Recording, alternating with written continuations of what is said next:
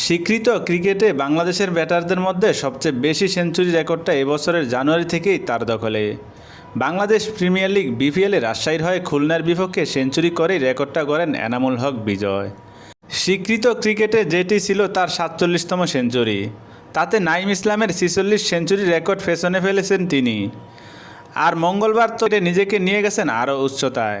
স্বীকৃত ক্রিকেটে গড়েছেন সে সেঞ্চুরি 50, যা দেশের ক্রিকেটে প্রথম। 50 সেঞ্চুরির মধ্যে বিজয় 24টি পেয়েছেন প্রথম শ্রেণীর ক্রিকেটে। লিস্ট এ ক্রিকেটে তার সেঞ্চুরি 23টি, স্বীকৃত টি-20তে 3টি। এর আগে গত ফেব্রুয়ারি মাসের 20 তারিখে ফেসবুক পেজে একটি পোস্ট করেন এনামুল হক বিজয়। সেখানে দেখা যায় যে 11 বছর আগে তিনি তার ডায়েরিতে লিখেছিলেন যে 2025 সাল শেষ হওয়ার আগে আমার সেঞ্চুরি থাকবে 50টা। সেই লেখাকেই বাস্তবে রূপ দিয়েছেন তিনি। গেল 25শে মার্চ 49তম সেঞ্চুরিটা পেয়েছেন এনামুল হক।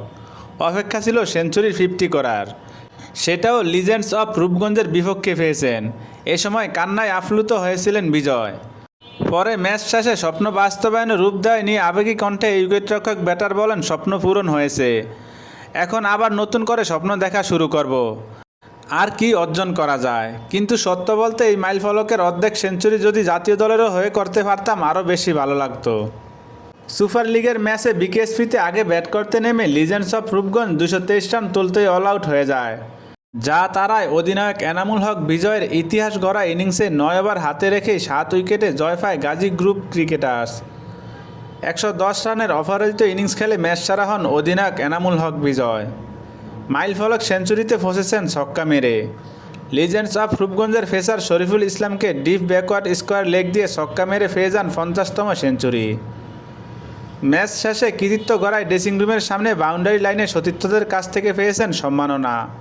পরে এমন ইনিংস খেলার অনুভূতি জানিয়ে বিজয় বলেন, অবশ্যই বিশেষ দিন। দলকে জেতানোর জন্য আমি আমার সর্বোচ্চ চেষ্টা করি সবসময়। মাঝে মধ্যে ব্যর্থ হলে অনেকে আজে বাজে কথা বলে, সেগুলো আমি শুনি, তবে এগুলো বাদ দিয়ে এগোতে চেষ্টা করি। কিন্তু আসলে এর মধ্যে এরকম খেলাটা কষ্টসাধ্য, কিন্তু আমি চেষ্টায় কমতি রাখিনি। ডিপিএলে সুপার লিগের নিজেদের প্রথম ম্যাচে গুলশান ক্রিকেট ক্লাবের বিপক্ষে হেরেছিলেন এনামুল হক বিজয়ের দল।